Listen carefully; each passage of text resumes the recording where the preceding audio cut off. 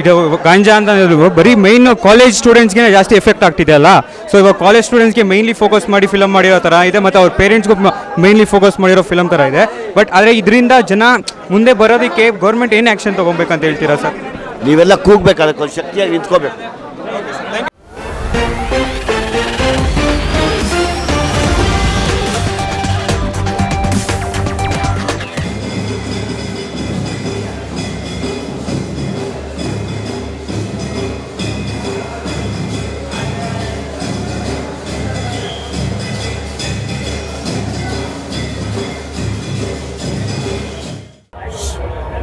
ಒಂದು ಟೆನ್ಷನ್ ಇತ್ತು, ತುಂಬ ಡಾರ್ಕ್ ಸೈಡ್ ಆಫ್ ಯೂತ್ಸ್ ಬಗ್ಗೆ ಏನು ಹೇಳಕ್ಕೆ ಹೊರಟಿದ್ದೀನಿ, ಅದು ಹೆಂಗಾಗುತ್ತೆ ಅನ್ನೋದು.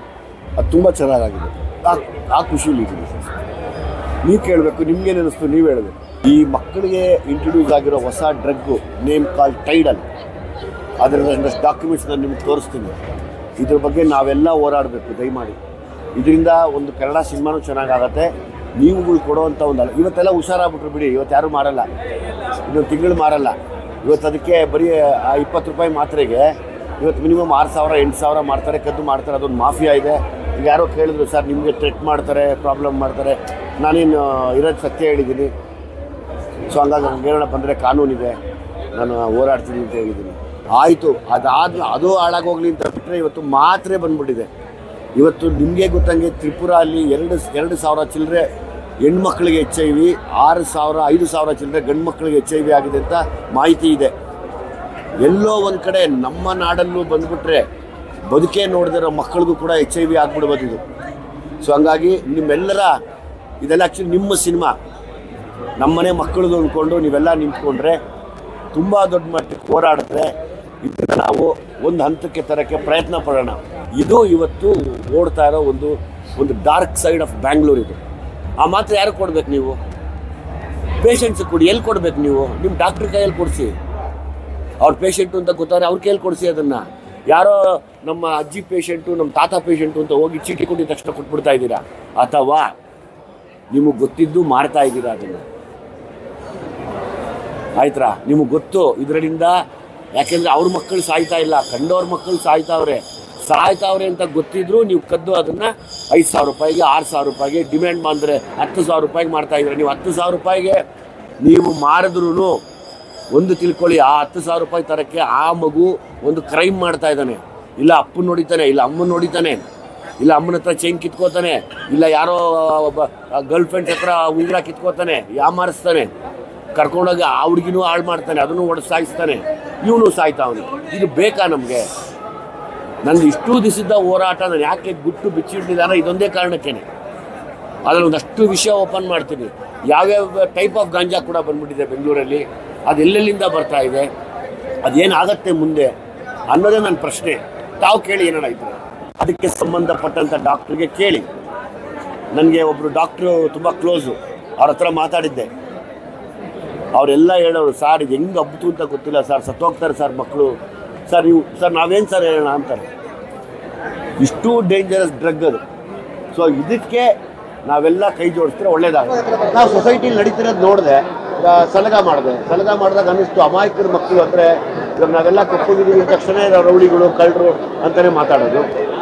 ಆದರೆ ಒಬ್ಬ ಅಮಾಯಕನಿಗೆ ವ್ಯವಸ್ಥೆಯಲ್ಲಿರೋರು ನೋವು ಮಾಡಿದ್ರೆ ಒಬ್ಬ ರೌಡಿಯಾಗಿ ಪರಿವರ್ತಿಸಿ ಅವ್ರ ಅಪ್ಪ ಅಮ್ಮ ಸ್ಕೂಲ್ ಮೇಸ್ಟ್ರಾದರೂ ಕೂಡ ಹೆಂಗೆ ಅವ್ನು ರೌಡಿಯಾಗಿ ಸೊಸೈಟಿಗೊಂದು ಕೆಟ್ಟ ಮನುಷ್ಯನಾಗಿ ನಿಂತ್ಕೊಳ್ತಾನೆ ಅನ್ನೋ ತೋರಿಸಿದ್ದೆ. ಇವಾಗಲೂ ಅಷ್ಟೇ, ಅದೇ ಈ ಸಲಗಕ್ಕೆ ಯೋಚನೆ ಮಾಡಿ ಅದೇ ವಯಸ್ಸಿನ ಮಕ್ಕಳು ಇವತ್ತು ಡ್ರಗ್ ಮಾರ್ತಾರವ್ರು ಯಾರು? ಕೊಡೋರು ಯಾರು? ಯಾಕೆ ಕೊಡ್ತೀರಾ ಅದನ್ನು? ಈಗಾಗಲೇ ಪಾಪ ಯಾರೋ ಒಬ್ಬರು ಸುಮಾರು ವರ್ಷಗಳ ಹಿಂದೆ ಒಬ್ಬರು ಫೇಸ್ಬುಕ್ಕಲ್ಲಿ ಲೈವ್ ಮಾಡಿದ್ದಾರೆ. ಆ ಲೈವ್ ಲಿಂಕ್ ನಡ್ತಾ ಇದ್ರೆ ಕೊಡ್ತೀನಿ ನಿಮಗೆ. ಪಾಪ ಅವ್ರಿಗೆ ಆ ಮನುಷ್ಯ ಇಟ್ಕೊಂಡು ಇದು ಟೈಡಲ್ ತೊಗೊತಾವ್ರೆ ಅಂತ ಕಿರ್ಚ್ತಾರೆ ಪಾಪ ಅವರು. ಅಷ್ಟೇ ನಿಂತೋಯ್ತದು. ಅದ್ರ ಮೇಲೆ ಯಾರೂ ಗಮನ ಹರಿಸಿಲ್ಲ. ಇವತ್ತು ನೀವೆಲ್ಲ ಸೇರಿರೋದು ಒಂದು ದೊಡ್ಡ ಶಕ್ತಿ ನನಗೆ. ಇದನ್ನ ಮುಚ್ಚಿ ಆ ಲಿಂಕ್ ಎಲ್ಲೋ ಇರಬೇಕು, ಇದ್ರೆ ಕಳಿಸ್ಕೊಡ್ತೀನಿ ನಿಮಗೆ. ಪಾಪ ಇದೊಂದು mafia. Drug is A mafia ಯಾವಾಗ್ಲೂ. ಈಗ ಯಾರೋ ಕೇಳಿದೆ ಸರ್ ನಿಮ್ಮ ಮೇಲೆ ಥ್ರೆಟ್ ಕಾಲ್ಸ್ ಬರುತ್ತೆ. ಈಗ ಬರಲಿ ಬಿಡಿ, ಕಾನೂನಿದೆ. ಕಾನೂನಿಗಿನ್ನ ಥ್ರೆಟ್ ದೊಡ್ಡದ? ಸದ್ಯಕ್ಕೆ ಇಲ್ಲಿವರೆಗೂ ಬಂದಿಲ್ಲ. ಬಂದರೂ ಕೂಡ ಕಾನೂನಿದೆಯಲ್ಲಪ್ಪ ಅಲ್ವಾ? ಅದೊಂದು ದೊಡ್ಡ ಮಾಫಿಯಾ ಇವತ್ತು ಬೆಂಗಳೂರಲ್ಲಿ. ಅಪ್ಪ ಇಲ್ಲ, ಈಗ ನನ್ನ ಡೈರೆಕ್ಷನ್ ಅಂತ ಬಂದಾಗ ನಾನು ಚಾನ್ಸ್ ತಗೋಬೇಕಾಗುತ್ತೆ.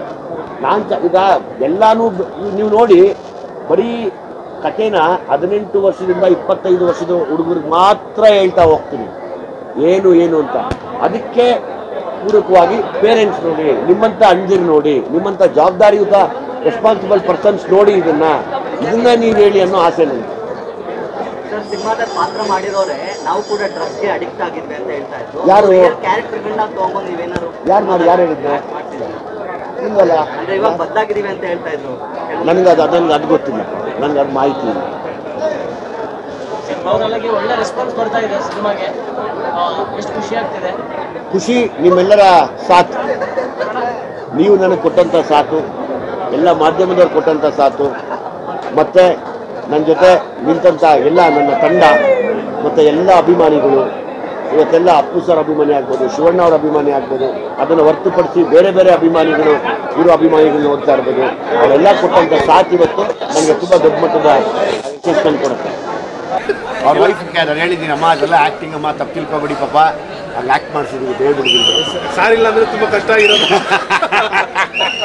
ಸಾರ್ ಫಸ್ಟ್ ಹೇಳ್ಬಿಟ್ಟೆ, ಸ್ವಲ್ಪ ಪೊಸೆಸಿಂಗ್ ಸರ್, ಮಗು ಥರ ಮಗು. ಸೊ ಹಂಗಾಗಿ ಡೇ ಫಸ್ಟಿಂದ ಸಾರನ್ನೇ ಇವಾಗ ಚಾನ್ಸಸ್ ಖಂಡಿತ ಸಿಗುತ್ತೆ, ನಿಮ್ಮಿಂದ ಸಿಗುತ್ತೆ. ಇವಾಗ ನಾವೇನು ಥಿಯೇಟ್ರ್ ಮೇಲೆ ತೆರೆ ಕಟ್ಟಿದ್ದೀವಿ, ಅದನ್ನು ನೀವು ಹೆಂಗೆ ನಮ್ಮನ್ನು ಇವಾಗ ಪ್ರಮೋಟ್ ಮಾಡ್ತಾ ಇದ್ದೀರಾ, ಆ್ಯಕ್ಚುಲಿ ನಿಮಗೆ ದೊಡ್ಡ ಥ್ಯಾಂಕ್ಸ್ ಹೇಳಬೇಕು. ಮತ್ತು ಸಾರ್ ಹೇಗೆ ಕೊಟ್ಟಿದ್ದಾರೆ ಅದನ್ನು ಫುಲ್ಫಿಲ್ ಮಾಡಿದ್ದೀನಿ ಅಂತ ಅಂದ್ಕೊಂಡಿದ್ದೀನಿ. ಸೊ ಫುಲ್ಫಿಲ್ ಮಾಡಿದ್ರೆ ಅಂದ್ಕೊಂಡ್ರೆ ಮುಗೀತು. ಸಾರ್ ಇವಾಗ ಒಂದು ಡೈರೆಕ್ಟರ್ ಅಲ್ಲ, ದೊಡ್ಡ ಬ್ರಹ್ಮ ಅಂತ ಹೇಳಿದ್ದೀನಿ. ನಮ್ಮನ್ನು ದೊಡ್ಡ ಬಲಿಷ್ಠವಾಗಿ ಸಾಕಿದ್ದಾರೆ. ಸೊ ನಮ್ಮನ್ನು ತುಂಬ ಜನ ಇಷ್ಟಪಡ್ತಾ ಇದ್ದಾರೆ. ಅದೇ ಥರ ಬೇರೆ ಡೈರೆಕ್ಟರ್ಸು ಬೇರೆ ಯಾರೋ ನಮಗೆ ಚಾನ್ಸ್ ಕೊಡೋಕೆ ರೆಡಿ ಇರ್ತಾರೆ ಖಂಡಿತ. ಇದು ಗಾಂಜಾ ಅಂತ ಬರೀ ಮೈನ್ ಕಾಲೇಜ್ ಸ್ಟೂಡೆಂಟ್ಸ್ಗೆ ಜಾಸ್ತಿ ಎಫೆಕ್ಟ್ ಆಗ್ತಿದೆ ಅಲ್ಲ.